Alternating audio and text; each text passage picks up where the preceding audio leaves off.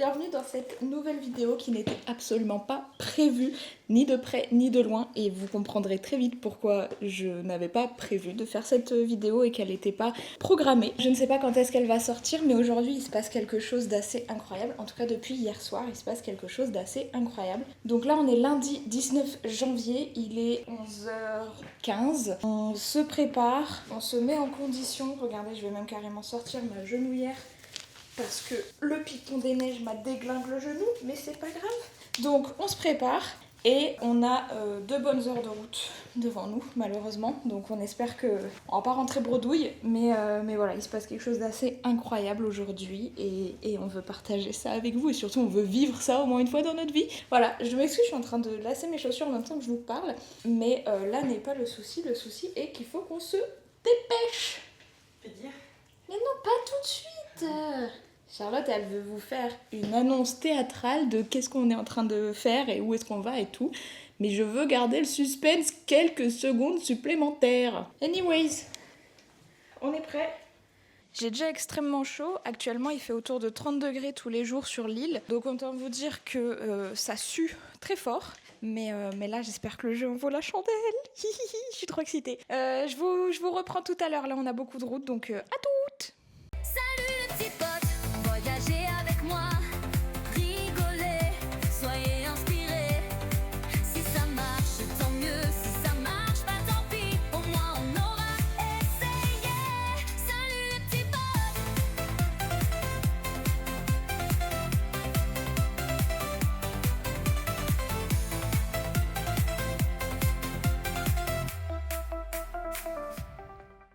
Bon, je suis d'accord, vous avez plus trop de suspense parce que vous avez vu la miniature et le titre. Mais nous, à ce moment-là, on ne sait pas ce que l'on va avoir devant les yeux et on traverse quand même toute l'île pour aller voir ça. Donc le suspense est quand même à son comble.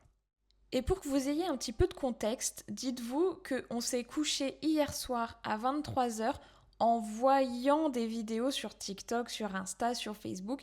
Et là, on s'est dit, punaise, on part se coucher.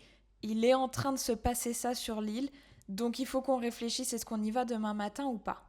Bon après là on a encore 45 bonnes minutes à traverser la montagne et une fois qu'on sera en haut on verra bien, écoute. C'est donc comme ça qu'on se retrouve à traverser l'île un peu sur un coup de tête sans être vraiment préparé, ni à voir ce qu'on s'apprête à voir, mais ni à s'exposer au climat et à la géographie réunionnaise qu'on ne maîtrise pas encore totalement, il faut le dire. Et vous allez voir que dès qu'on prend de l'altitude, la météo va être capricieuse. Mais c'est fou. Et dans le nuage. Oh waouh. Mais Fais attention. oui, je suis Et puis il n'y a pas de barrière, hein. C'est Non. vraiment le vide quoi. Je suis en pleine conscience. C'est dingue. Mais alors ça, vous ne l'avez jamais fait encore. Oh, il fait froid. Il y a des petits rochers pour baliser la route, hein. À droite le vide, à gauche le vide. Oh, mais on voit rien. Il n'y a que moi qui est choquée là. Tu sais qu'on voit plus à la caméra qu'avec nos yeux. Là c'est censé tourner à gauche là. Ouais. Attends, il fait 16 degrés. Mais elle est où la route? Je panique. Moi j'étais vraiment en train de, genre au début de cette montée là, quand on voyait encore quelque chose, tu me disais ouais de toute façon ça commence à se couvrir et tout. Je me suis dit ouais mais au pire enfin on voit la lave tu vois. Je veux dire la lave est à 1200 degrés, il y a un moment on va la voir au travers des nuages. Mais là, Je pense pas. l'épaisseur. On voit pas à 10 mètres. Il y a quand même de grandes chances que ça soit l'île de la Réunion. C'est-à-dire que d'un seul coup, on sort du nuage et ça nous Mais a bien pas prévenu. sûr, Tu parce vois. que là on continue de monter. Mais l'ambiance elle est dingue. Mais ça caille. Mais comment? Oh, je m'attendais pas à ça. Mais on est vraiment parti tête bêche et on n'a même pas réfléchi au fait que de toute façon c'était nuageux tous les jours passé midi Oui. quoi. Je ne vois rien. Ouais, non, mais vas-y, très doucement. Où est la route? Juste un petit décrochage. Ouais. Je cherche. Où est la route? Et ça arrive qu'à nous, ça. On est sur le Il y a sentier. des gens, il y a des gens, ils prennent des photos et des vidéos magnifiques, et nous, on fait quoi? On roule dans un nuage. Parce que là ça descend. En fait, je ne comprends même pas où on est. C'est-à-dire que là. Oh! Tu On vois, est je t'ai sorti dit. du nuage. Tu vois? Genre, On est sorti du dinguerie. nuage. Et après, le nuage, il est vraiment à 3 mètres de nous. Je sais pas si on le voit, Putain, on le voit même ouais. pas à la caméra. Waouh! Ouais. Back in the cloud! On continue de descendre, on est à 6 km. Ok, moi je perds pas espoir. Si là on vient d'avoir une vue, une ouverture sur la montagne, Ouais. par contre on n'a pas de veste, on n'a rien. Ah, ce qu'il y a de Mais là faut pas que t'aies un accident sur cette route, hein. Ah ouais, les voitures elles sont loin. Ok, on continue. On lâche rien. Je suis ultra motivée là.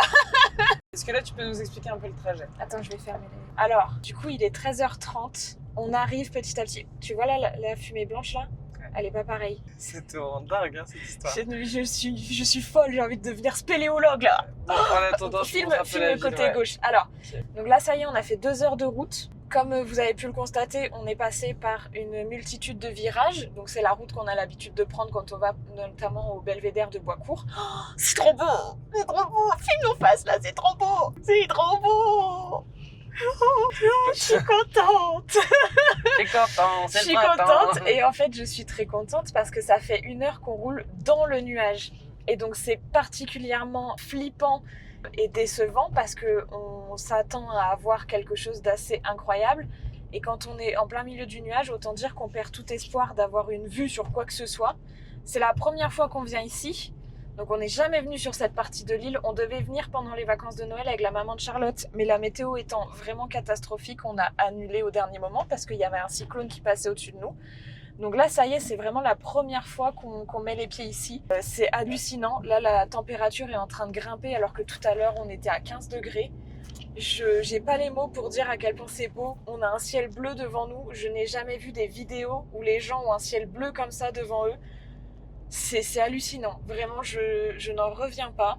Il y a pas mal de voitures. Je m'attendais à pire. Mais en même temps, encore une fois, on est lundi midi. Donc, je m'attendais à bien pire. Je pense que les gens sont clairement au boulot et pas ici. On a beaucoup de chance d'être là ce matin. Donc voilà, on continue d'aller tout droit. On devait s'arrêter avant, mais finalement, trop de nuages. Donc on continue d'avancer et tant qu'on voit rien, on ne s'arrête pas.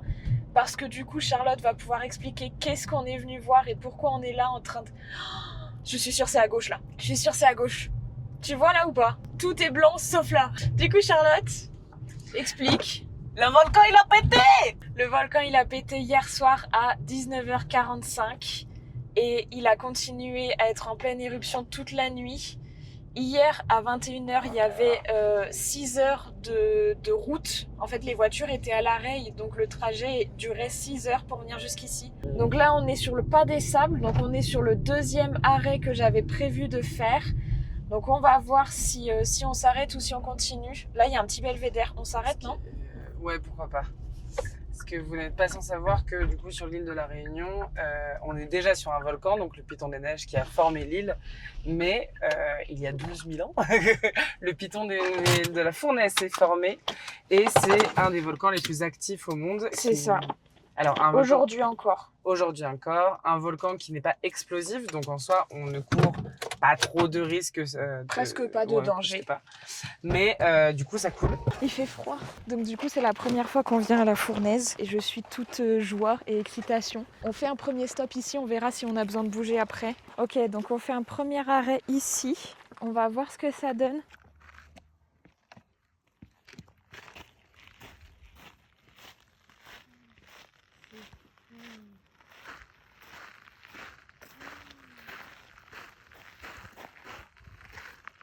C'est fou.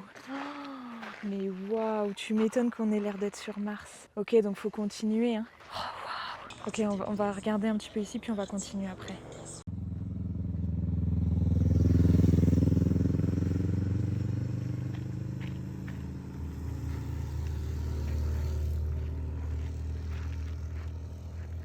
Albert, reporter.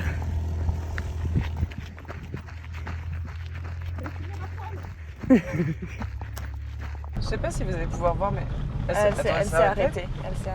Il y a une tornade qui vient de commencer sur la route en face de nous. El Combe, c'est un parking qui se situe à 5 km du cratère Dolomieu, qui est le dernier cratère actif pour le moment du Piton de la Fournaise. Et c'est aussi un cratère qui s'est effondré de 350 mètres. Je ne sais plus du tout la date de la dernière grosse éruption. Et donc du coup, le cratère Dolomieu, il est en haut et il n'est pas accessible, hormis une randonnée de 4-5 heures aller-retour. Et donc du coup, là, on va jusqu'au pas de Bellecombe pour espérer voir l'éruption qui est en cours. Et si on ne l'aperçoit pas, dans tous les cas, on redescendra le long de la route nationale qui longe la coulée de lave de 2004 et de 2007, donc qu'on a déjà montré en vidéo. Et on devrait réussir à la voir au moins une fois, l'éruption. Après, là, ça fait quand même 4 heures qu'on a eu les dernières infos sur les derniers jets de lave qui avaient diminué, qui étaient à moins de 20 mètres de haut. Donc là, je ne sais pas du tout ce qu'il en est. Oui, oui. Je ne sais pas ce qu'il en est là actuellement, s'il y a toujours de la lave, s'il y a toujours des explosions de lave ou pas. Donc on va tenter de voir ça. Vraiment, investigation pour vous. Mais le paysage est, j'allais dire lunaire, mais non, martien en fait. Enfin, c'est affolant de voir ça. Et normalement, l'éruption, elle est derrière le cratère. Regarde, c'est trop beau. Il y a des hélicos qui passent. Mais waouh. Putain, mais elle est longue la route. Hein. Oh là, waouh. Mais c'est trop beau. Tout est trop beau en fait. Tout est trop beau.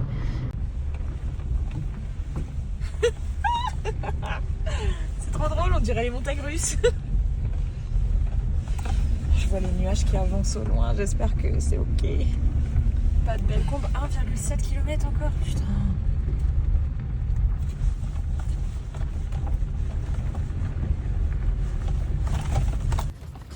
Oh, oh, oh.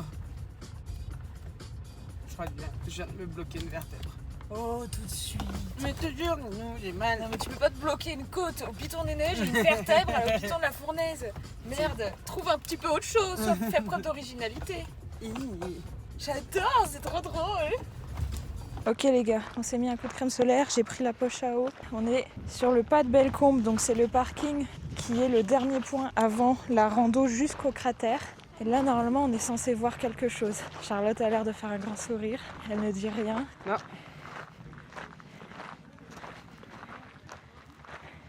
Non.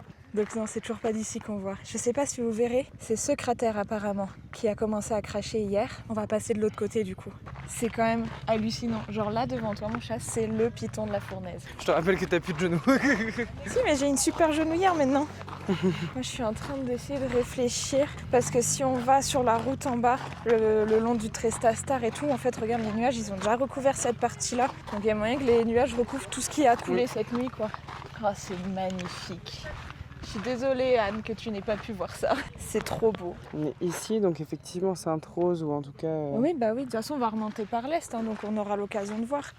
Je ressemble à rien. C'est hors la loi ce qui est en train de se passer là. Les nuages ils sont en train de monter.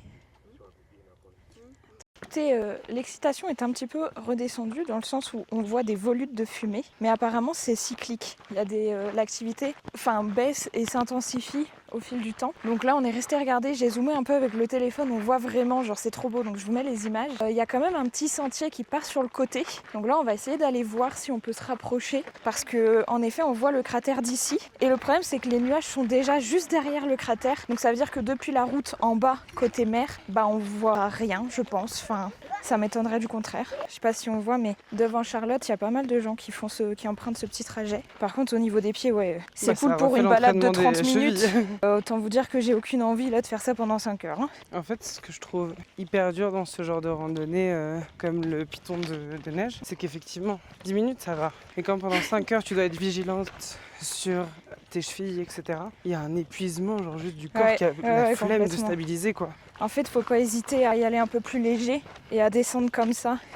C'est ce que j'avais essayé d'expliquer sur la vidéo du piton des neiges. Mais en fait, c'était au moment où j'avais déjà trop mal. J'arrivais déjà plus à le faire. Mais c'était déjà plus rapide. Mais bon, quand on sait qu'on a eu une moyenne de 1,4 km, 1 km/h. T'as une sensation d'avancer en fait. Ah bah oui, forcément. Quand on voit plus, ça reprend. Je sais pas si on verra, mais il y a un petit, des petites volutes de fumée, quoi. Je sais pas comment appeler ça autrement. On va essayer de s'avancer un petit peu sur le bout du rocher qui ressemble au rocher du Roi Lion. Et on va voir. C'est trop. Oui, j'ai entendu. Ça va, c'est pas horrible là le chemin. On a vu pire. Heureusement que j'ai ma genouillère parce que sinon je pourrais pas. Hein. Genre là, c'est assez fou de se dire que ce qu'on a sous les pieds a craché de la lave il y a quelques heures.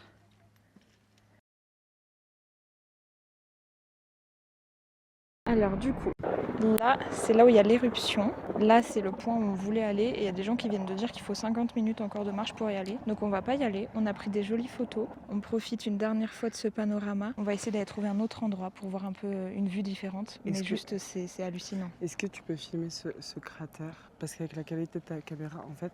Incroyable. Et donc du coup... Le cratère qui a fait l'éruption cette nuit, il est juste là. Actuellement, il n'y a pas de lave. Il y a de la fumée qui sort. Un coup, c'est fort, un coup, c'est pas fort. Donc là, la fumée continue de sortir, mais il n'y a plus de lave. Au vu des estimations, il n'y aura pas plus de lave, apparemment. Sauf si ça reprend de plus belle de façon très intense, mais c'est pas sûr. J'irais bien à la cité du volcan, histoire de grappiller 1 ou 2 heures. Parce que là, en soi, on a eu beaucoup de chance de voir le cratère en fumée. Plus le temps passait, plus la fumée grandissait. Après, les nuages sont arrivés, donc là, on voit plus rien. Je préfère me dire, on y passe 1 ou 2 heures, et puis de toute façon, on apprend des trucs, c'est chouette. Et comme ça, on peut revenir si jamais il y a quelque chose. Sans revenir à la suite de la cité du volcan, on peut aller côté mer, du coup voir ce que ça donne sur le flanc sud. Parce que du coup, je pense que mine de rien, en 1 ou 2 heures, il peut se passer beaucoup de choses. Et qu'on restera pas 1 ou 2 heures en bas. Donc autant grappiller et comme ça avoir une fenêtre de 4 heures pour avoir la chance de voir des coulées de du lave, coup, quoi. ça se voit là derrière nous. Il y a les nuages qui commencent à monter, donc à mon sens, ça sert à rien de rester ici. Et on a bien fait de pas aller jusqu'au bout parce que là, les nuages, ça y est, ils recouvrent tout. Et dans dans 30 minutes, tout le cratère que l'on voit devant nous est recouvert de nuages parce que c'est comme ça normalement bien plus tôt dans la journée. Donc encore une fois, on a été très chanceuse. Mine de rien, regarde, donc le rocher dont tu parlais, Ouais. en fait, il grimpe pas mal.